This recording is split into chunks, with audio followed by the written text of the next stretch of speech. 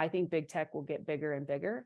And the main point is that my goal would be that the next, 7 to 8 years, our site hopefully attracts people who are more interested in making money instead of having some kind of entertainment through the market, having a constant need for the new stock tip. I think that that's going to be very dangerous the more that we move into this particular micro trend.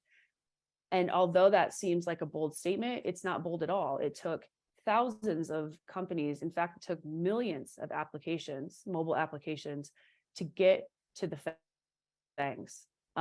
So it's not actually that bold of a statement, because we've seen it time and time again. There's only one Amazon, the eBay obviously did well, but Amazon did well. There's only one Google. There were only a few that came out of the dot-com boom and bust, and there were only a couple that came out of the mobile boom and bust.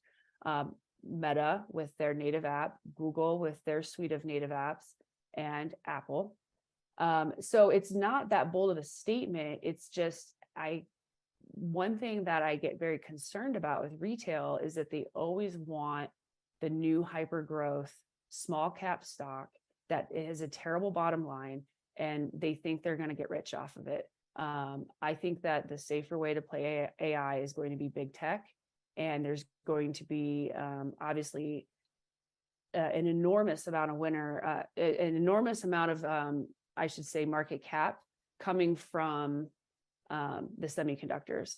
So 50% of AI and the gains we see from AI should come from semiconductors, according to many third-party analysts, according to what we've been saying for a long time. This is unlike any other boom that the semis have participated in.